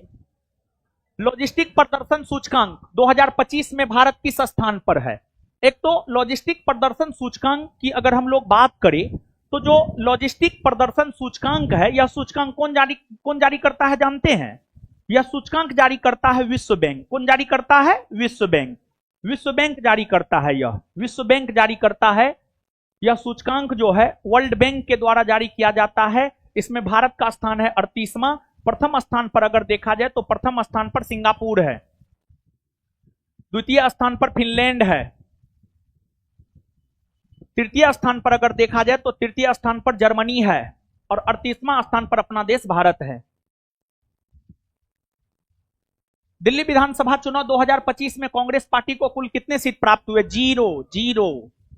देखिए दिल्ली विधानसभा की अगर हम लोग बात करें तो दिल्ली विधानसभा 70 सदस्यीय विधानसभा वाला केंद्र शासित प्रदेश है, और यहां पर बहुमत के लिए 36 सीट चाहिए होता है। 70 में से 48 को बीजेपी जीता है, बहुमत के लिए 36 ही चाहिए, और 22 को जीता है आम आदमी पार्टी, 22 को जीता है आम आदमी पार्टी, और कांग्रेस को 0। तो बीजेपी बहुमत में आया, सरकार बनाया, रेखा गुप्ता को दिल्ली का सीएम बनाया, दिल्ली का सीएम रेखा गुप्ता को बनाया, समझ गए? और जो दिल्ली है, दिल्ली विधानसभा में 70 सीट है। दिल्ली विधानसभा में मंत्री सामान्य तौर पर देखिए होता क्या है जानते हैं?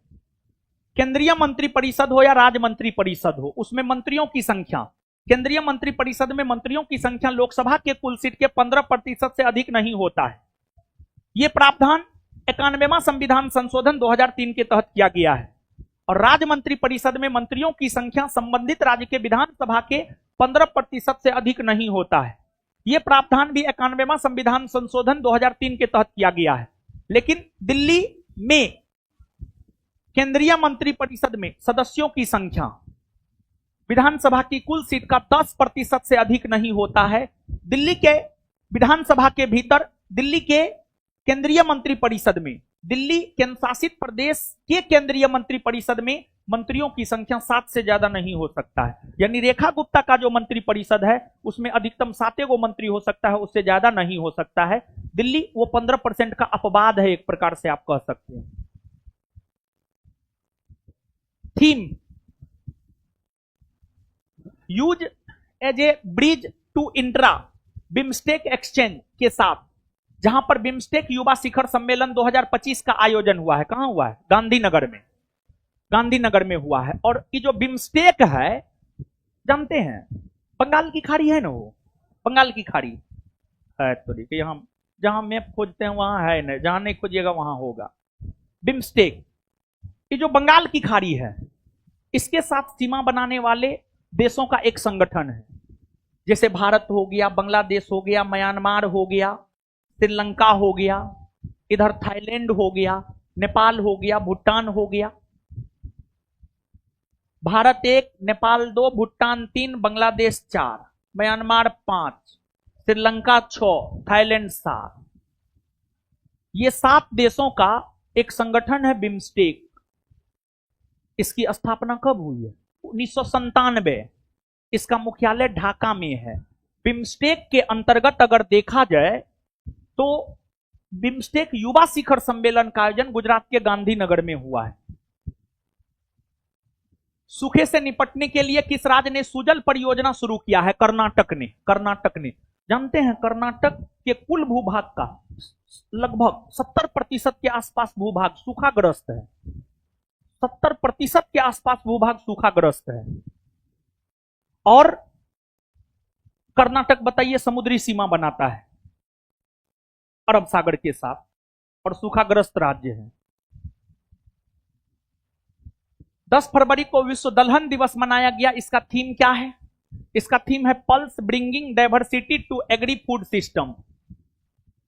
किस राज्य ने बेटी बचाओ बेटी पढ़ाओ योजना के अंतर्गत निर्भय कढ़ी कल्पना अभियान स्वर्णा कालिका वीरांगना योजना मो गेल्हा जिया अभियान को लॉन्च किया है? ओडिशा। जानते हैं इस सब अभियान के अंतर्गत जो है ना, ओडिशा की लड़कियों को आत्मनिर्भर बनाना है, प्रशिक्षित करना है, बाल विवाह पर रोक लगाना है, लड़कियों में शिक्षा को बढ़ावा देना है। इसका उद्देश्य यही है। लड़का को कुछ नहीं। जानते हैं लड़की से ज्यादा प्रताड़ित लड़का होता है, लेकिन लड़का को कुछ नहीं है। ठीक है, लड़की तो घर में रहती है, खाना बनाती है, कपड़ा धोती है। लड़का को पूरा दुनिया से लड़ना पड़ता है, समझे? लेकिन हाँ, ईश्वर ने ज्यादा दर्द लड़की को दिया है। दिक्कत यही है। पूरे है गला दर्द करने लगा, शांत रहिए। पूरे पूर्वोत्तर राज्यों में ग्रीन स्कूल रेटिंग प्राप्त करने वाला एकमात्र संस्थान PM Shri government senior secondary school किस राज्य में स्थित है? सिक्किम में। आईसीसी मेंस चैंपियंस ट्रॉफी 2025 की थीम सॉन्ग जीतो बाजी खेल के को लॉन्च किया गया। इसके गायक कौन थे? आतिफ असलम। और ये जो 2025 में चैंपियंस ट्रॉफी हुआ है वो कहां हुआ है?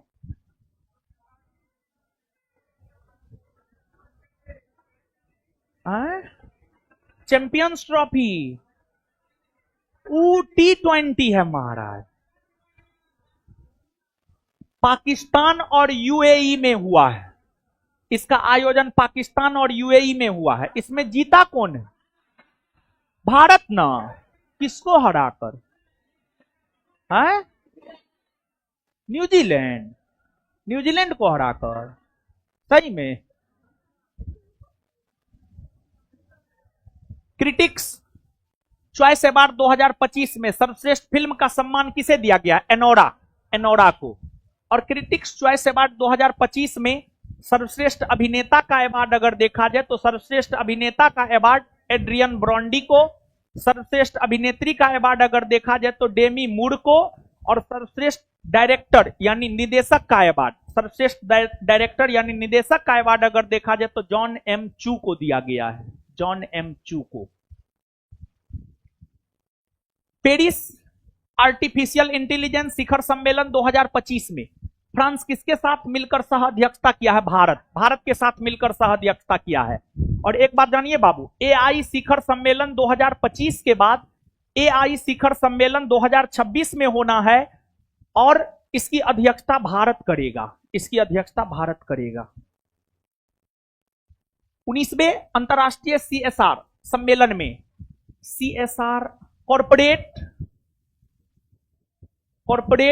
सोशल रिस्पॉन्सिबिलिटी 19वें अंतरराष्ट्रीय सीएसआर सम्मेलन यानी कॉर्पोरेट सोशल रिस्पॉन्सिबिलिटी सम्मेलन में गोल्डन पीकॉक अवार्ड 2024 किसने जीता है? कोल इंडिया ने जीता। कोल इंडिया।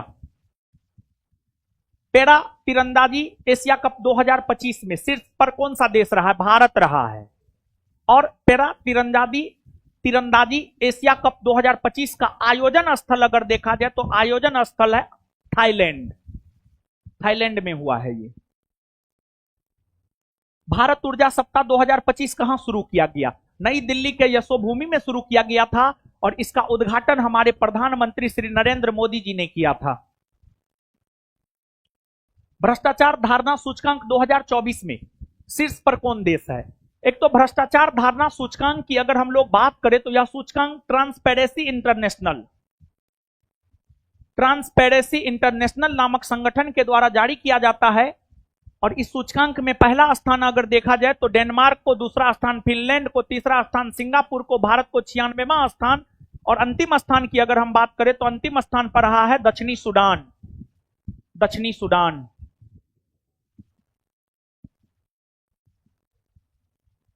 आगे आइए, आगे बढ़े ना।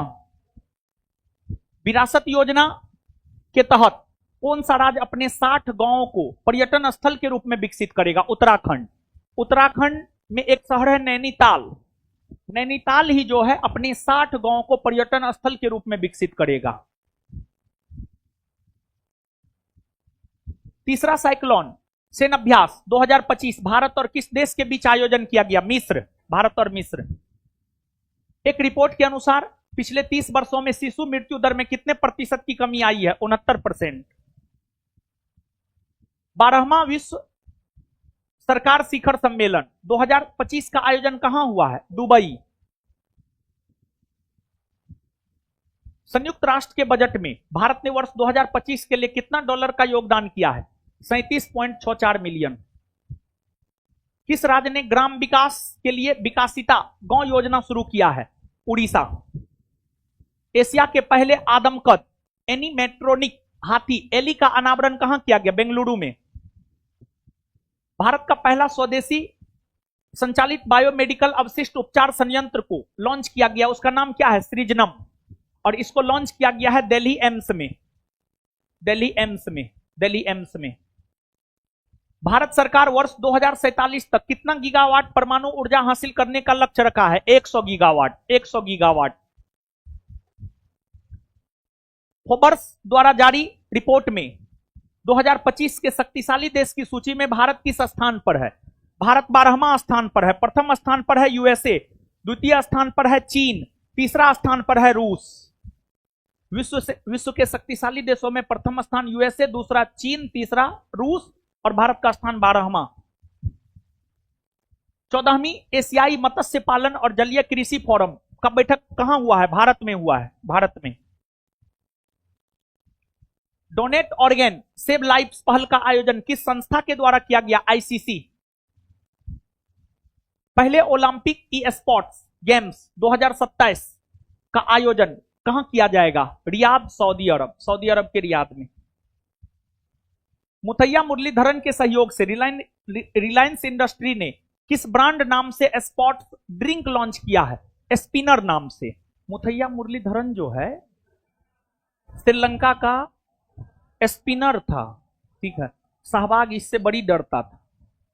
सहवाग से एक बार इंटरव्यू में पूछा गया था आपको सबसे ज्यादा परेशानी किस बॉलर को खेलने में होता था, तो इसी का नाम लिया था। किन्हें आईफा उत्कृष्ट उपाधि पुरस्कार से सम्मानित किया गया? राकेश रोशन। राजस्थान सरकार ने अजमेर की 142 साल पुरानी फय सागर झील का नया नाम क्या रखा है? बरून सागर। बरून सागर रखा है। किस राज्य ने कौशल उदय टोंगई प्रशिक्षण कार्यक्रम शुरू किया है? त्रिपुरा। इसके अंतर्गत जो है युवाओं को प्रशिक्षित करना है। बांग्लादेश ने हिंसा से निपटने के लिए कौन सा ऑपरेशन शुरू किया? Operation devil Hunt. अमेरिका के ग्रीन बिल्डिंग काउंसिल की वार्षिक रैंकिंग में भारत किस स्थान पर है? भारत जो है तृतीय स्थान पर है। इसमें प्रथम स्थान पर चीन है, द्वितीय स्थान पर कनाडा है और तीसरा स्थान पर अपना देश भारत है। केंद्रीय स्वास्थ्य और परिवार कल्याण मंत्रालय ने लिम्फेटिक फाइलेरिया को खत्म करने का लक्ष्य कब तक रखा है? अरे हाथी पांव जिसमें आपको पेड़ फूल जाता है, समझ गए? 2027 तक लक्ष्य रखा है। 2027।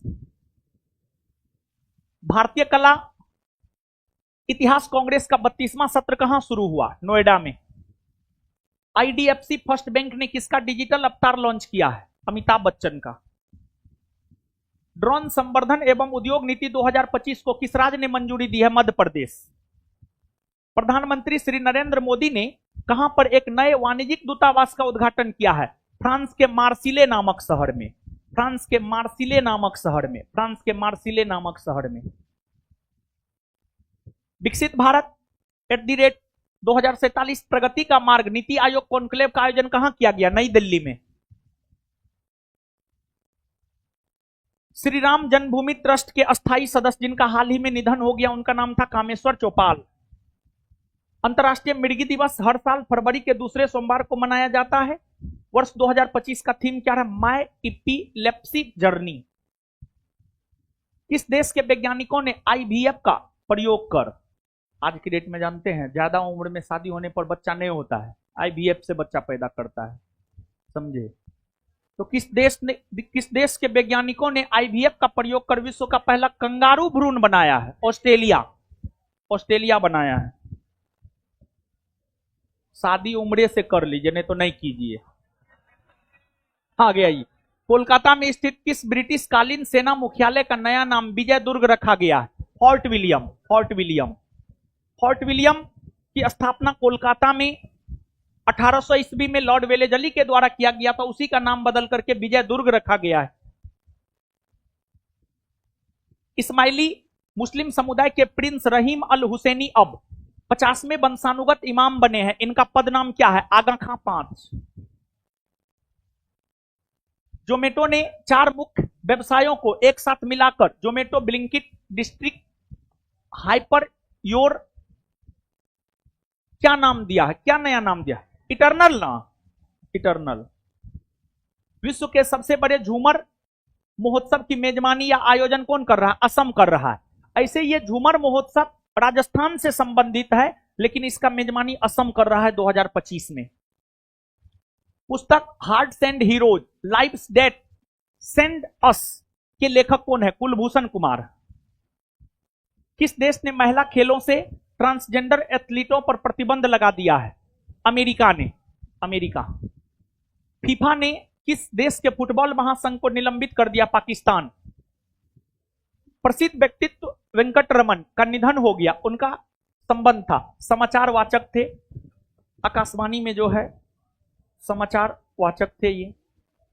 चलिए, तो आज 150 क्वेश्चन हुआ, कल आगे हम लोग 200 क्वेश्चन के साथ मिलेंगे, ठीक है? और फिर अगर समय मिला हमको सब्जेक्टिवो करवाएंगे, हम सोच रहे हैं, ठीक है? फटाफट हो जाएगा, ठीक है ना? तो फिर बाबू लोग हम लोग मिलते हैं, और जिनका एग्जाम है अभी बिहार पुलिस का, सब्जेक्टिव लेकर के आप पढ़ना शुरू कर दीजिए, सब्जेक्टिव ऑब्जेक्टिव दोनों कीजिए। कल पुनः मिलते हैं हम लोग अपने समय से। धन्यवाद सभी लोगों का। 7:30 बजे मिलते हैं, समय वही है 7:30 बजे। हाँ, सबको गुड नाइट।